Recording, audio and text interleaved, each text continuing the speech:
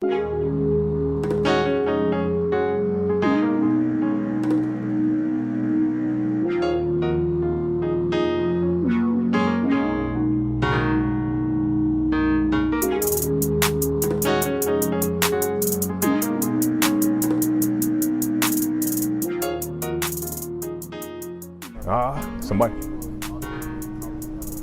Speak up and say that again.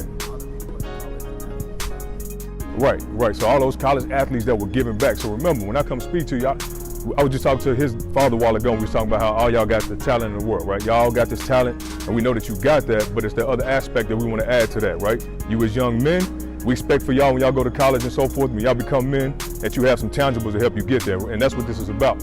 And so True Buzz has that, you see the pack on the shirt, they have that pack mentality, right? And when I start to explain it, you'll understand what I mean. And so when you look just in society, you can look at sports, you can look at anything, and you'll see the pack mentality, right? And what I'm talking about is when you have a group of individuals versus an individual, right, working towards a goal. Because if I'm just an individual working on my own, it's gonna be a lot harder than it is if I'm with a pack, correct? That's just common sense. And you can see that just, like I said, I was just to a speaker, he was talking about lions versus tigers, right? Lions versus tigers. Might seem like that's a minute comparison, but who knows the attributes of a lion? How much does a lion weigh, average? Who knows? 200? When they born, maybe? No. No, how much? We talking about 400, 480 pounds or so, right? How much does a tiger weigh, a grown tiger? You say 5, 6, right?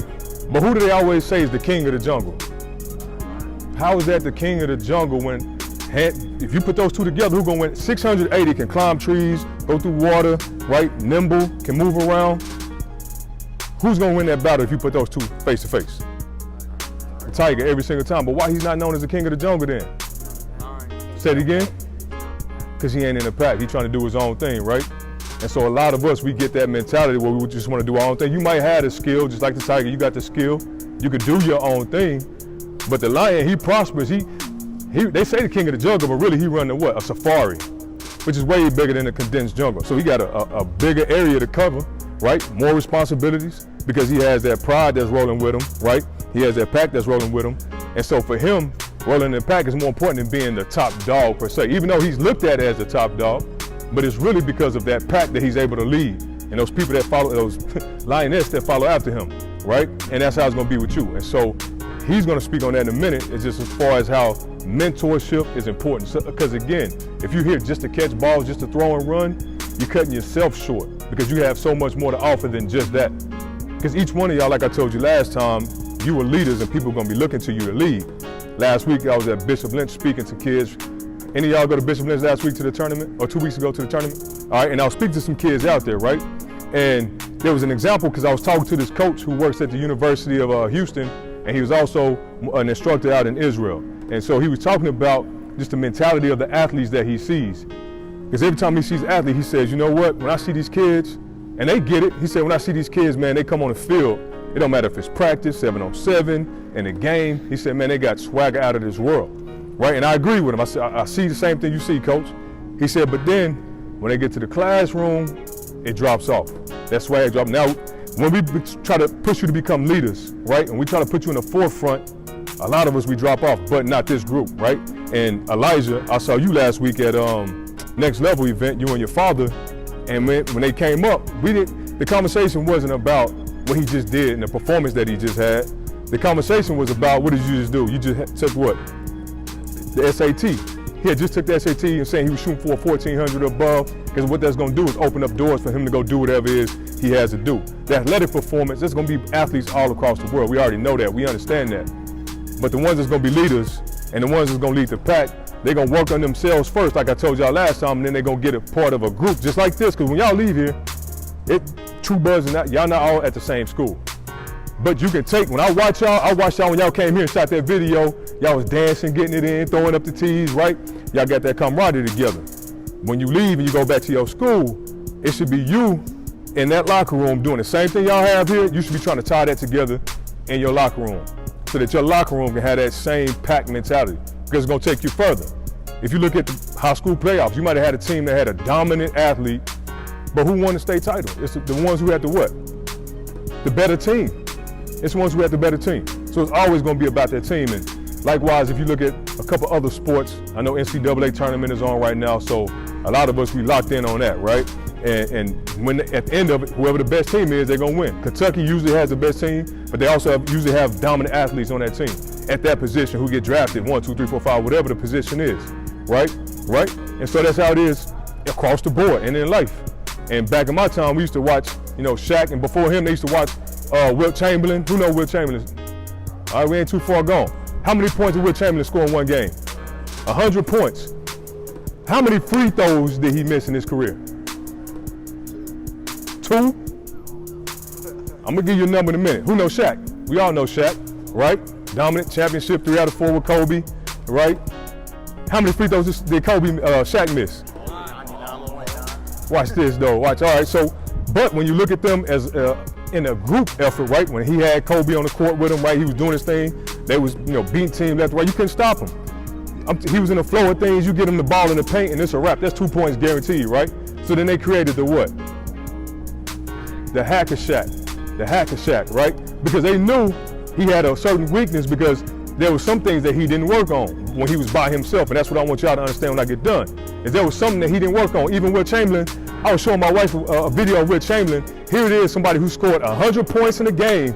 When he got to the free throw line, his demeanor was just like, and y'all can go look at the video. He got to the line, he was like, hey, because he already knew, this ain't my area, I ain't work on this.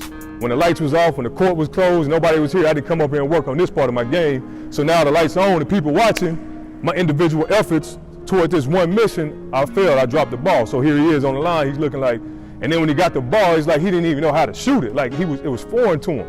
He just kind of threw it up there, he missed. He already knew exactly, he pushed it, exactly. He already knew. He did it again, he was like, whatever. He wasn't even looking at, he didn't even look to see if he made it, he already knew he was gonna miss because he didn't work on that individual part of his game. And had he done that, Shaq missed in his career over 5,800 free throws. That's 5,800 points that he could have put on his stat sheet. Likewise, my man Wilt missed 5,300 free throws. That's 53 more hundred points he could have put towards his individual effort, right? Right, but he didn't put the work in when the lights was off, so he didn't have that part of his game. And in the league, 75% is low, right? But that's the average. And then the elite, they shooting higher than that. They were 51%, 53%. That's lower than the low. You see what I'm saying? Because they didn't work on that individual aspect of their game. But the one thing they did have was what? When it came time to get on the court and to perform in a group effort, they both what? They dominated. They dominated. You couldn't stop them. 100 points, you can't stop that, right? Shaq give you 30, 40 any given night, depending on how you feel, how his knees feel, how fast he can get off the court and go on a fast break, right? And so what I want y'all to understand is that pack mentality, yes, you gotta have that, but it starts with you individually. And if you can do those things in the dark and work on the things that you necessarily, that I don't know what your struggles are, I don't know what your struggles are, right? Matter of fact, anybody bold enough right now to say what your struggle is, I'll give you opportunity. Just raise your hand. What you struggle with. Athletics? Oh, mathematics, what else? Okay, mathematics, what else? We only got one bold, nobody else struggle, everybody got it together, all right? Now I see you thinking what you struggle with. It don't have to be necessarily school, it could be family, right? It could just be something with your own character, whatever it is. Give me one more, we got mathematics. Anger, hey, and I'm with you on that one. As a grown man, I still have to work on that one, right? And so who else got something? And I'm gonna give you something. Who else got something?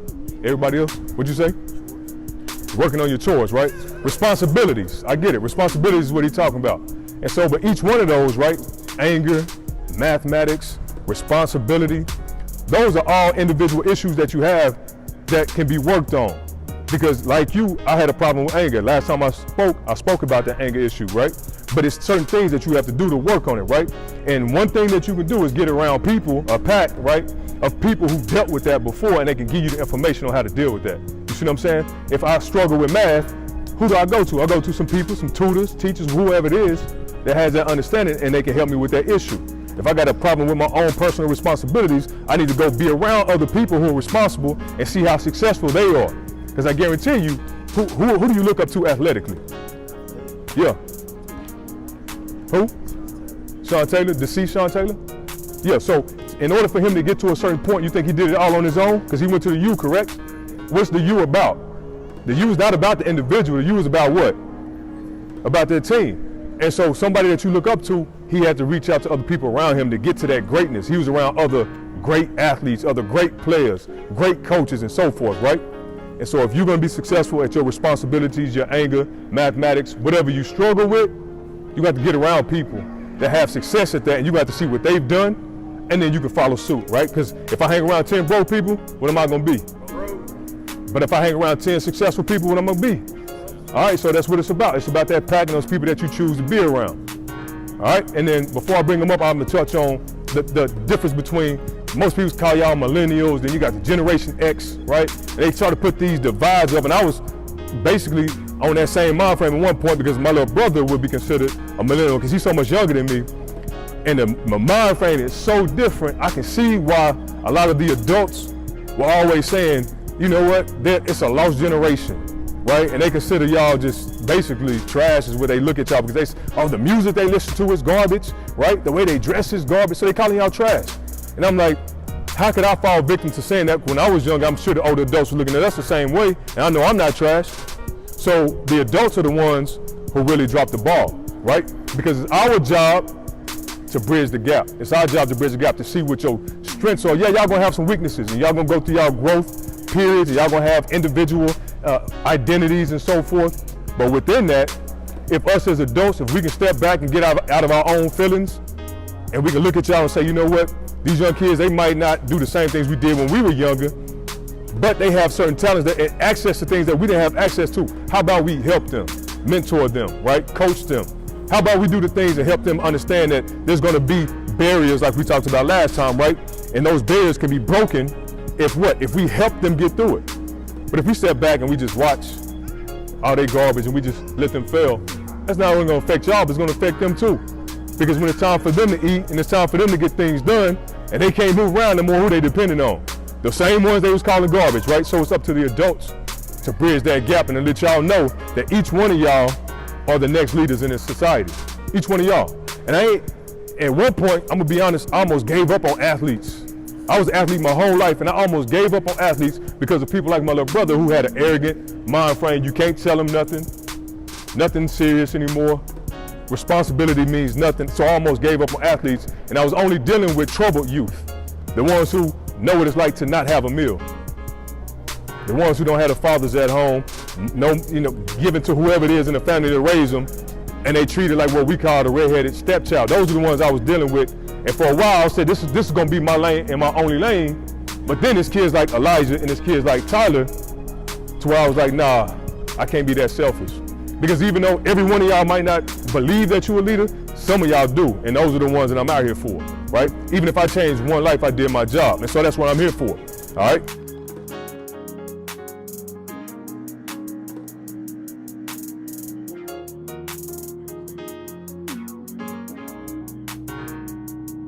Same thing, how many coaches did you have? 3. He had like 3 different coaches, right?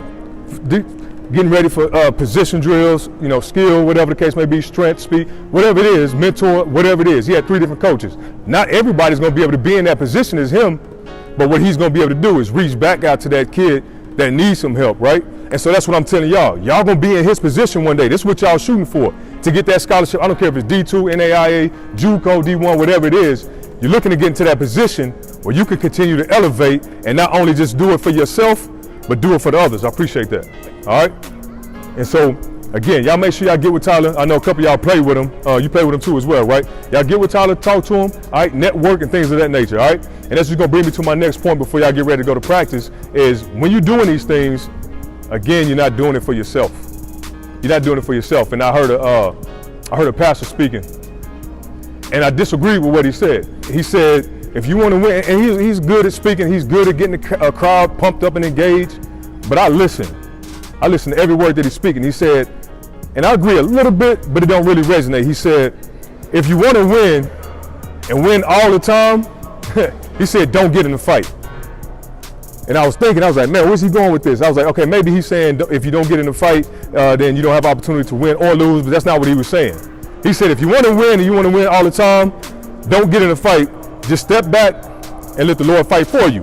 And I get what he was saying. I get what he was saying. He was saying is some of those battles that you're trying to fight, you got to let the Most High fight those battles for you. I get it. I get that part of it. But everybody don't come up in those situations where I can sit back and not fight. I didn't come up in a situation where I could just sit back and say, man, I just hope something happened.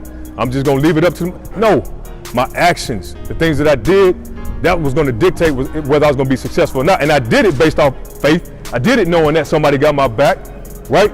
But there was never an instance when I was like, if I'm going to win, I'm not going to get in a fight. That don't even hit me. Like, that don't even drive home to me, right? Don't get in a fight, right? There was an instance when I was young. I was 16 years old. And some of my boys had got into it with a guy from another school. He went to Everman, I went to ODY, right? And because I was associated with them, even though I went to ODY, my mother lived in the neighborhood where all those kids went to in Everman. And so naturally, when they jumped him, who they gonna come for? Me, because I'm associated with them, but I'm in their neighborhood, right? And at that moment, when I came outside, my cousin came in to me and he was like, there's some guys out here, they looking for you. And my little cousin, he was just in junior high at the time. And my mindset was, my grandmother had always told me, never back down from a battle, never run from a fight and so forth, right? And it still was at a time before the shooting was too bad, when you could actually fight and come back home kind of safe. And so I saw him, it's about 8 of them. It's about 8 of them. And here's one of those situations where I don't resonate with what he said. If you want to win and win all the time, don't get in a fight. That didn't resonate with me. I ain't condoning violence, but at the same time, my little cousin lives in that neighborhood. I'm just visiting. And if I don't go out here and take care of what I got to take care of, who they gonna come after next? My little cousin, because he's associated with me. And so like I said, I came up in a different time and era when fighting, it was okay in a sense, but I don't condone the violence. But I had to do what I had to do so that he doesn't get affected, my little brothers don't get affected and so forth. Let me just go ahead and go through the fire right quick and let's see what happens on the other end of it, right? I ended up getting my teeth chipped from getting kicked in the mouth, right? But I held my own for the most part, and eventually I got up, dust off, I'm okay. I had to get in the fight. And see me, when I start, y'all hear me, and I know y'all go to church on Sunday or Saturday, whichever day you go, right? And when you hear me talk about the Bible, I don't talk about it in the same aspect as most people, because when I see the Bible, I saw in Exodus 15:3 when the Lord said, the Lord is a man of war, right? And then I read stories about like Joshua, right? And Joshua was a warrior. And then I read stories about the Maccabees, and I read stories about David, who I'm gonna touch on right now. And yes, they had the Lord behind them, right? But did David sit back and watch? You had all these grown men. That's why I said it's the youth. Y'all the ones that are the next leaders. Here it is, Joshua was the same way. Joshua was a young man when he was following Moses, but he was the next one in line, but he was a young man. David was a young boy compared to all these men that were getting ready to go to war. And when those older men had the opportunity to go to war, did they take it? No. They saw all the obstacles, right? The same obstacles, the same thing you see, they saw the same thing, right? And so instead of seeing it with the perspective of, I'm gonna go into this fight and I'm gonna win it, they had that, sometimes it's better not to just fight. How about we just sit back? But if they had done that, Goliath had already said, choose you one of your men. And whoever he is, I'm gonna battle him. And then after I battle him, I'm taking everything. So had they had that mentality of sitting back, and sometimes you gotta just sit back, guess what? They would have lost everything that they had, but not David. Here was David, just like you young men, just like you, a young man who had been out in the field, who had been out in the streets basically like us, had been out there battling, right, trying to protect the sheep and so forth. And he had been through those battles, so he already understood his capabilities, right? So when he stood in front of Goliath, yeah, it was about to be a war. Yeah, he's so tall, whatever the case may be, he got an army with him, but I know who I got and I know who I am. That was David's mentality. So when he stepped out there, one of the first things King Saul did, who knows the story? What did King Saul do when David said that he wanted to go fight? He laughed, and then what did he do? He laughed because he was a young boy. And then he said, okay, you're gonna go to fight, you're gonna go to war? Here you go. He gave him some what? Some armor, right? He gave him a sword. He's like, here you go, here's some weapons. And David looking like, man, I've been out here in the field fighting. I didn't have none of this on me, right? I don't need your limitations. You can take this, right? I don't need this shield that you're trying to give me and protect me from whoever that is. This shield don't necessarily fit me, right? And this sword, it's a little bit heavy and it don't really move the way that I move. And so that's what other people try to put on y'all. They try to put their limitations on y'all. You see what I'm saying? They try to put their struggles on y'all. They try to put how they came up and what they went through on y'all, but what y'all going through is completely different. And so the wars and the battles that y'all fighting as individuals, as young men, it's completely different than the battles they fought. And you don't necessarily need what they had or what I had to fight. Y'all got more tools now. Y'all came up a little bit different. Y'all came up in the era when you can get on internet to find any information that you want to find. We had to go to the library, right? And so y'all have different tools to go to the battle with, but you got to trust in those tools. So everything that y'all learning when y'all with True Buzz, when you with your school, when you with your team, those things are the same tangibles that you're gonna take into this next level that you get to.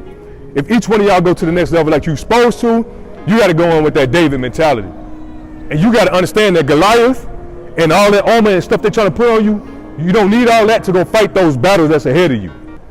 You don't need it. Just had a mentality like David. David went out, he got his rock because he knew what he stood on, right? Figuratively and literally, he knew he had a rock that he could battle with. And when he came out, stoned the rock, hit David right, knocked him down, but he didn't stop right there. What did he do after that? He went over to him with his sword and cut his head off. Used the enemy's weapon against him, right? But did he do it for himself? Nah, he went over there to show everybody else, hey, look, he's done. It's a wrap. Now we all can go forward. And after he did that, everybody went to battle and they defeated the Philistines. Because again, he had that mentality that I had when I can't just sit back and just say, I want to win every time, so I'm not going to get in the fight. Now, I might not win, but I know it's people that depend. I got a family. I got daughters. I got a son and a son on the way. I can't sit back and say, somebody else can mentor the kids. I got a lot of responsibilities already. I'm running a company. I'm trying to run all type of stuff and raise my kids. I can't do it. Somebody else get in the fight. You can't have that mentality. Each one of y'all, you cannot have that. You can't say, I just want to play ball. I just want to go catch and run, jump and shoot. You can't be that guy. Not in today's time, because we had a lot of them and they dropped the ball. But y'all got more access. Y'all can connect with each other. Y'all can create networks across the world with each other. Y'all can do things they couldn't do. Y'all know about the agents that are snakes and so forth. They had to go through the fire to learn all of that. They were getting money from colleges and so forth, and then they family right now, like Reggie Bush and so forth, they suffering for it. But y'all know better than that, because you've seen it. And so now y'all got to take it to the next level, just like David did. And you got to know who you fighting for and what you fighting for. That's my time, fellas. Hey, y'all give it up. Let's go. Let's get up. Let's get ready to go, coach. We're good. Like, share, subscribe. Continue to show the love. Coach D_mentor or coachd.mentor@gmail.com.